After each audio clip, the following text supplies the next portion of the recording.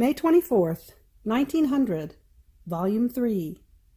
The will of Luisa is one with that of Jesus. I was very afflicted because of the privation of my adorable Jesus. At the most he comes like shadow and flashes. I really feel I cannot go on any more if he wants to continue further. So as I was at the summit of my affliction, he made himself seen for a little while, all tired, as if he needed a refreshment. And throwing his arms around my neck, he told me, "My beloved, bring me some flowers, and surround me completely, for I feel I am languishing with love." "My daughter, the fragrant perfume of your flowers will be a refreshment for me, and will remedy my troubles, for I am languishing and fainting." Immediately I added, "And you, my beloved Jesus, give me some fruits, because idleness and scarce suffering increase my languishing so much that I faint, to the point of feeling I am dying. So I will be able to give you not only flowers, but also fruits, to relieve your languishing more." And Jesus resumed his speech, saying to me, "Oh, how well we combine together, don't we? It seems that your will is one with mine." For a moment, it seemed I was relieved, as if the state in which I was wanted to cease. But after a little while I found myself immersed in the same lethargy as before, without my highest good, abandoned and alone. May 24th, 1910, Volume 9. One who lives up high in the divine will is not subject to mutations. As I was in my usual state, I felt I was really a useless being. I was unable to think of either sins or coldness or fervor. I looked at all things in the same way. I feel indifferent to everything. I occupy myself with nothing but the holy will of God, but without anxiety, rather in the most perfect calm. So I was saying to myself, what a bad state mine is! Had I at least the thought of my sins? Yet it seems I am happy with them. O holy God, what disgrace is mine! While I was saying this, blessed Jesus came and told me, "My daughter, those who live down below, breathing the air that everyone breathes, are forced to feel the various mutations of weather, that is, cold, heat, rain, hail, winds, nighttime, daytime. But one who lives up high, where the air ends, is not subject to feeling these mutations of weather, because there is nothing but perfect daytime.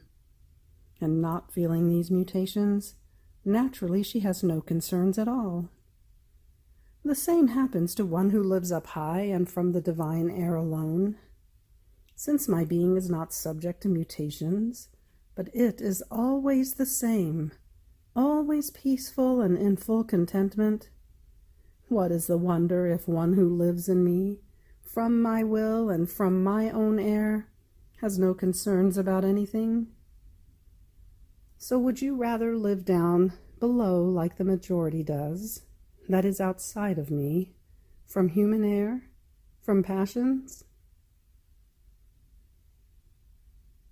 May 24th, 1911, Volume 10. What God is by nature, the soul is by grace. I was thinking of the incomprehensible greatness and wisdom of God, who, in giving his goods to us, does not decrease in anything. On the contrary, it seems that by giving, he acquires the glory that the creature gives him for having received the goods of the Lord. And blessed Jesus in coming told me, "My daughter, you too possess this quality, not in the body, but in the soul, which was communicated to you by my goodness. In fact, by trying to infuse good, virtue, love, patience, sweetness in souls, you lose nothing at all. On the contrary, by infusing them in others, If you see that they take advantage of them, you enjoy a greater satisfaction. So that which you are by grace in your soul, I am by nature, not only for the goods of virtues, but for all possible goods, natural, spiritual, and of any kind. May 24th, 1919, Volume 12. The soul in whom Jesus dwells feels what the world sends to him: hardness, darkness, sins, and so forth. I was feeling very oppressed and afflicted because of the privation of my sweet Jesus, and I was telling him with all my heart, "Come, my life, without you I feel I am dying, but not to die once, rather die continuously. Come, I cannot take any more. I cannot take any more." My sweet Jesus moved in my interior, and I felt him kissing my heart intensely.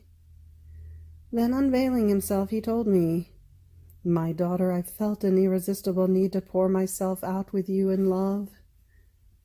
And I immediately, "Jesus, how much you make me suffer. The privation of you kills me. All other pains would be nothing, or rather smiles and kisses of yours. But your privation is death without pity. Ah, Jesus, Jesus, how you have changed." And he, interrupting me, told me, "Daughter of my love, you do not want to convince yourself that I look at the world through you. And since I dwell in you, you are forced to feel what the world sends me: hardness, darkness, sins, fury of my justice, and so forth. Therefore, instead of thinking of my privation, you must think of defending me from the evils that creatures send me, and of breaking the fury of my justice. So I will remain sheltered within you, and creatures will be struck less." May 24th, 1920, Volume 12. The acts done in the divine will be the defenders of the divine throne, not only in the present time, but until the end of centuries. Continuing in my usual state, my always lovable Jesus told me, "My daughter, the acts done in my will dissolve the human acts, and identifying themselves with my divine acts, they rise up to heaven, circulate in everyone, embrace all centuries, all points, and all creatures. And since they remain fixed in my will, these acts are and will be the defenders of my throne for each offense which creatures give to me, not only in the present time, but until the end of the centuries. Rising to defend me, they will make reparations counter to the offenses that creatures will make. The acts done in my will have the virtue of multiplying themselves according to the need and the circumstances which my glory requires. What will be the happiness of the soul when she finds herself up there in heaven and sees her acts done in my will as defenders of my throne, and which have a continuous echo of reparation, will reject the echo of the offenses that come from the earth. Therefore the glory in heaven of the soul who lives in my will on earth will be different from that of the other blessed. The others will draw all their contentments from me, while these souls will not only draw them from me, but will also have their own little rivers within my sea. As they lived in my volition on earth, they formed them by themselves within my sea. It is just that in heaven, too, they have this little river of happiness and contentments, which will extend over all the blessed. How beautiful are these rivers within my sea! They pour into me, and I into them. It will be an enchanting sight, at which all the blessed will remain astonished. May 24th, 1924, Volume 16. The doctrine of the divine will is most pure, most clear and refulgent, and to doubt about it is the most absurd thing. The first word which God pronounced in creation was Fiat. It encloses everything, and with it God gave the first lesson on his will. Divine image and likeness within us. I felt embittered to the highest degree because of the privation of my sweet Jesus, and with the sad doubt that everything that Jesus has told me and has worked in my soul may be nothing other than my illusion, a trick of the infernal enemy. I said to myself, if I were allowed, and if all the writings were in my hands and in my power, oh, how gladly I would burn them all up. But alas, they are no longer in my power. They are in someone else's hands. And if I wanted, I would not be allowed. Ah, Jesus, save at least my poor soul. Do not let me perish. And since everything is over, the relations between me and you, do not permit that I have the great misfortune of not doing even slightly your most holy and adorable will. Now, while I was thinking of this, my adorable Jesus moved in my interior. Before his adorable presence, the darkness fled, the doubts disappeared, and light and peace came back to me. And my sweet Jesus told me, "Daughter of my will, why do you doubt my work in you?" And then to doubt about my will and about what I have told you on my supreme volition is the most absurd thing that can be. The doctrine of my will is more than crystal clear water, taken at limpid font of my divinity. It is more than a refulgent sun which illuminates and warms. It is a most clear mirror, and whoever will have the great good of reflecting himself in this celestial and divine doctrine will be shaken, and will feel within himself all the goodwill to be purified of his stains, to be able to drink in large gulps from this celestial doctrine, and so remain embellished by its divine adornments. You must know the cause, the reason why the divine wisdom and omnipotence wanted to pronounce the Fiat in creation. It could have created all things without saying a word, but since it wanted his will to breathe over all things, and these things to receive the virtue and the goods it contains, it pronounced the Fiat. And as it pronounced it, it communicated the prodigies of its will, so that all things might have my will as life, rule, example, and teacher. My daughter, since the first word of your God which resounded in the vault of the heavens was Fiat, nor did he say anything else, this meant that everything was in the Fiat. With the Fiat he created everything, constituted everything, ordered everything, enclosed everything, bound all his goods for the good of all those who would not go out of his eternal Fiat. And when, after creating everything, I wanted to create man, I did nothing but repeat the Fiat, as though kneading him with my own will. And then I added, "Let us make man in our image and likeness. By virtue of our will, he will maintain our likeness whole within himself, and will preserve our image beautiful and intact." See then how the uncreated wisdom wanted to pronounce it, as if it were unable to say anything else but Fiat. So much was this lesson, so sublime, necessary for all. And this Fiat is still in the air, upon the whole creation as preserver of my own works, and as though in act of descending upon earth to invest man and to enclose him once again within itself, so that he may return there where he came from. that is, having come from my will, he may return to my will. In fact, it is my will that all things created by me return to the same path from which they came, so that they may come back to me, beautiful, decorous, and as though carried triumphantly by my own will. So, of all I have told you about my will, this has been my purpose, that my will be known and come to reign upon earth. And what I have said will be. I will overwhelm everything in order to obtain this, but everything must return to me within that word, Fiat. God said Fiat, and Fiat man must say. In all his things he will have nothing but the echo of my Fiat, the mark of my Fiat, the works of my Fiat, in order to give the goods which my will contains. In this way I will obtain the complete fulfillment of all creation.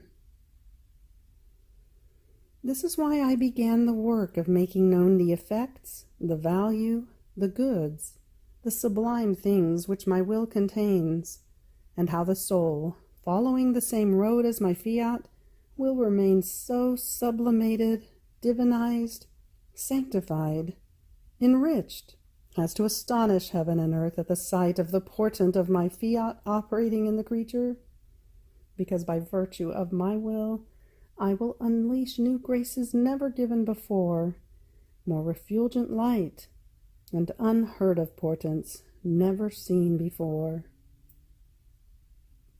I act like a teacher when he teaches the sciences he knows to his disciple.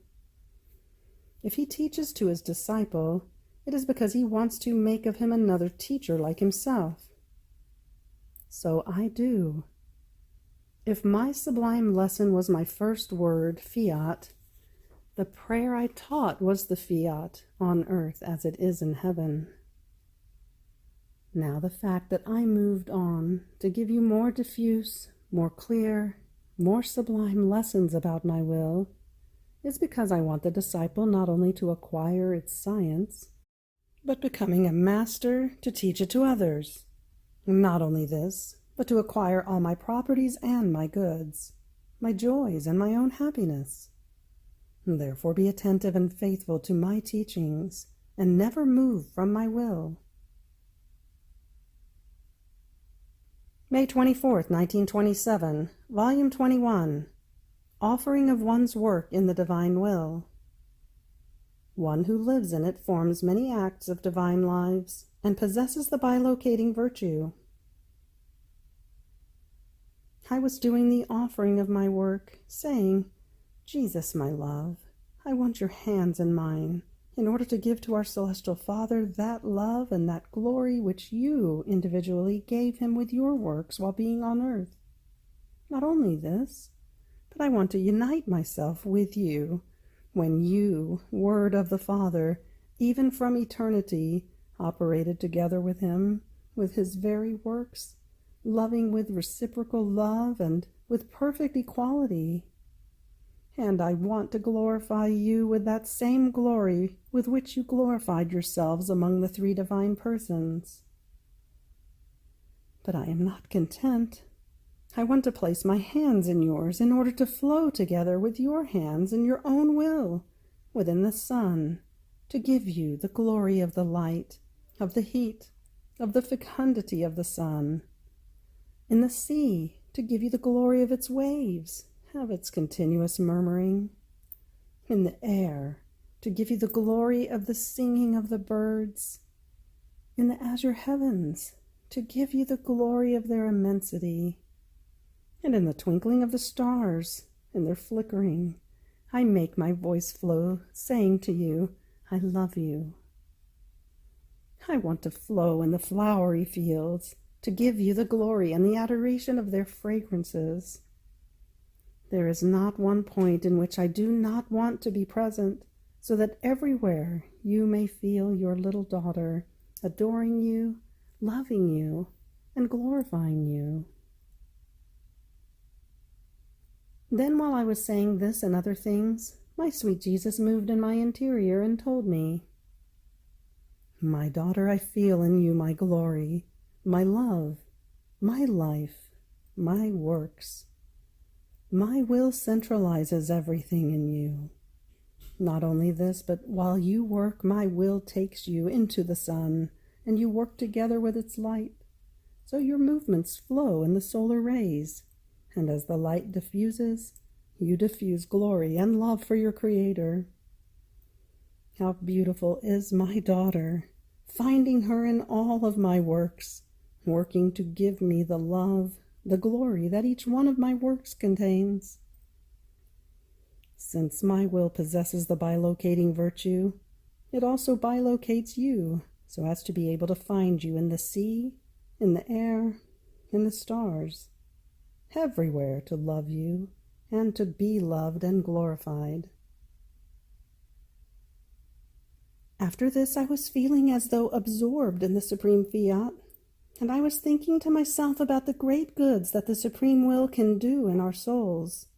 And my always lovable Jesus added, "My daughter, each act that the divine will does, united with the soul, forms a divine life.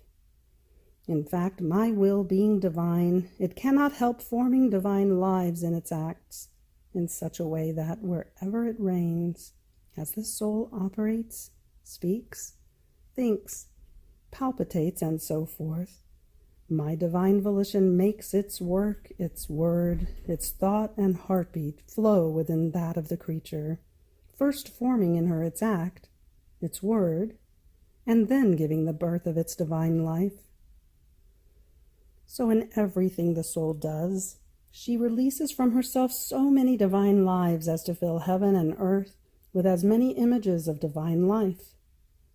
She becomes the reproducer, the bilocator of the divine life. My will is not less powerful in the soul in whom it reigns with the fullness of its dominion than it is within the womb of the three divine persons, and therefore possessing the bilocating virtue, it not only forms in the soul as many divine lives as it wants, but it forms in her its heaven, its sun, seas of love, flowery fields, and makes the soul say to her God, "Heaven you gave me, and heaven I give you. Sun you gave me, and sun I give you. Seas and flowery fields you gave me, and seas and flowery fields I give you. Your will repeats in me everything you have done for me in creation and redemption, so that I may give you everything, just as you gave me everything." O power of my will, what can it not do in the soul in whom it reigns?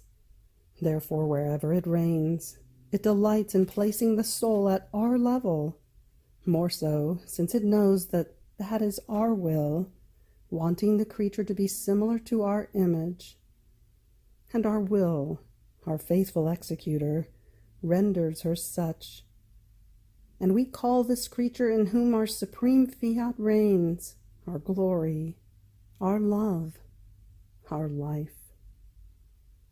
Only with our will can the soul reach such extent. Without it, there is great distance between creator and creature. This is why I love so much that the divine volition reign in the creature, to give to our will extensive field of action in order to bilocate our works, our life, and to raise the creature to the perfect purpose for which she was created. The creature came out of our volition, and it is justice that she walk in the steps of our will, and that she return to her Creator on that same path from which she came, all beautiful and enriched by the prodigies of our eternal fiat. End of May 24th. Fiat.